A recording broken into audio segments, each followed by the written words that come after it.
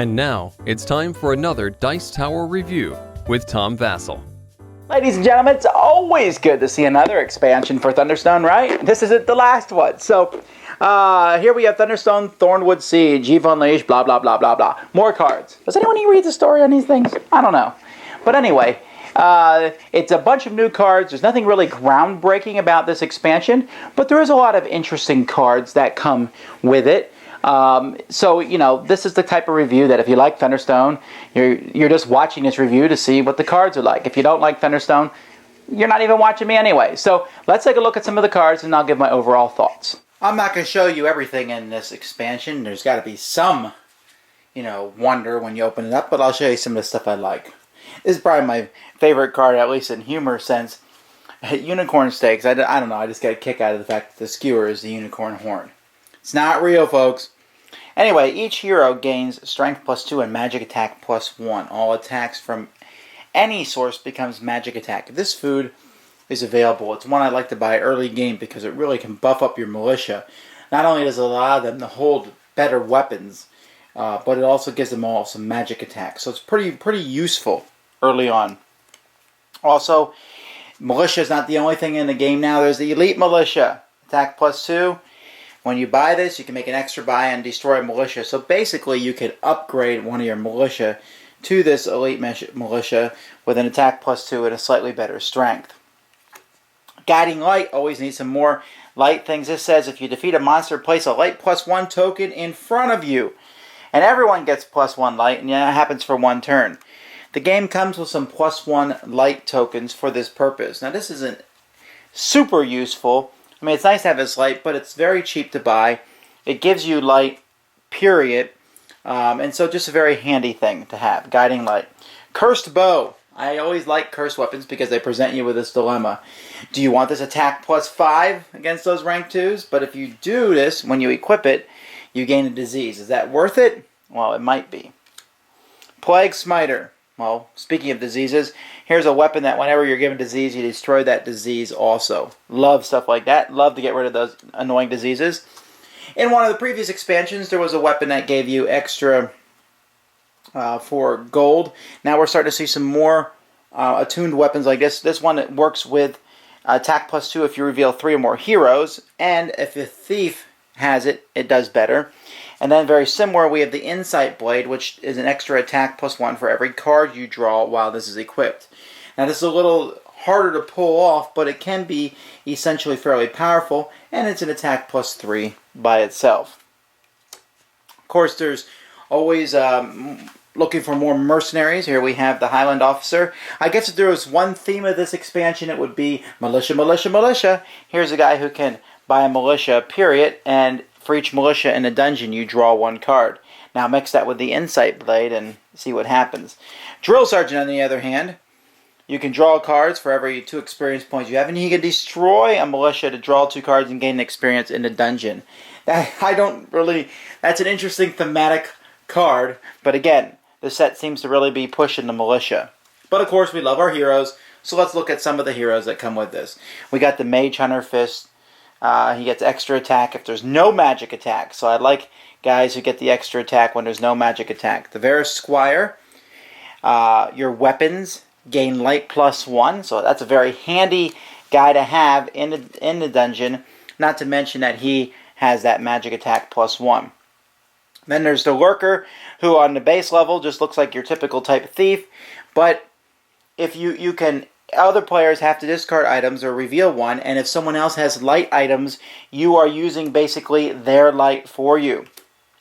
Then, my favorite hero in this set, probably, the Nightblade Slasher, an attack +2, but he gets an extra 1 if he's equipped with an edge weapon with a weight of 3 or less. So if you give him a dagger or a low quality weapon, that's an attack +3. Well, big deal, yes, but look how good he gets. Once he's the assassin, he's a +3 and +6 if he has an edged weapon that's a weight of 3 or less. Very much like this character. He can come in really handy, and he's not that expensive to buy in the beginning.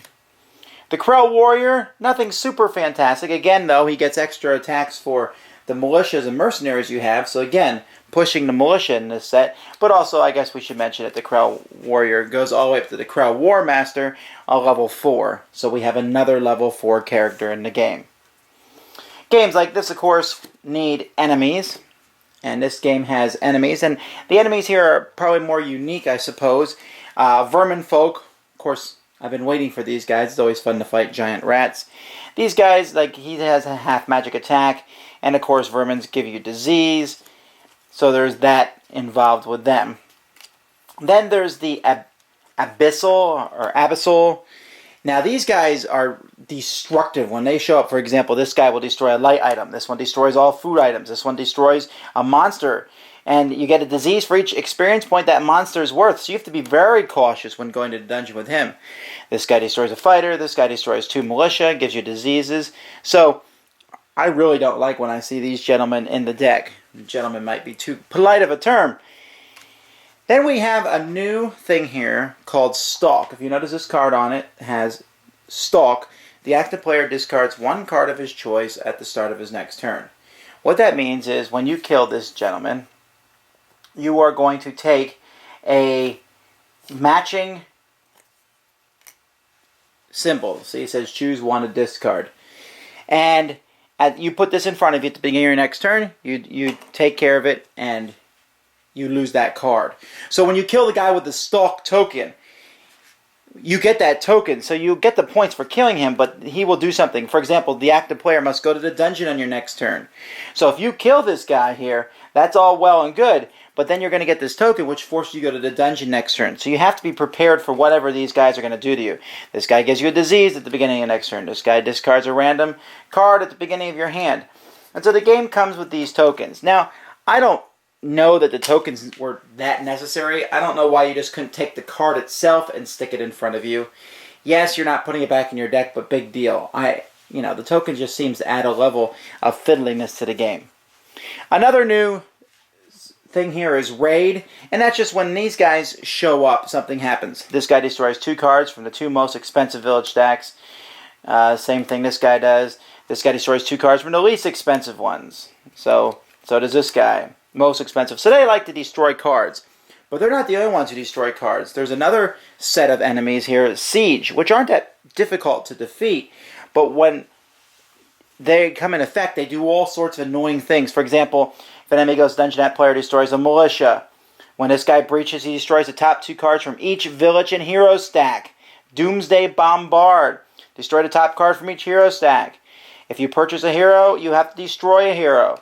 When you purchase a non-hero card, you destroy the top card from that stack. And so these siege engines add some, basically just, they're destructive to the cards that are on the table. So between the Raiders and the Siege, and I've played with both at the same time, there's a lot of destructiveness and cards from the table will be disappearing at a very rapid rate.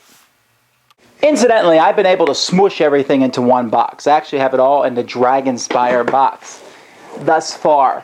But this expansion has really pushed the limits, and I'm actually going to have to keep it in 2 boxes now. That's not the end of the world. It just shows there's a lot of expansions now. So be it.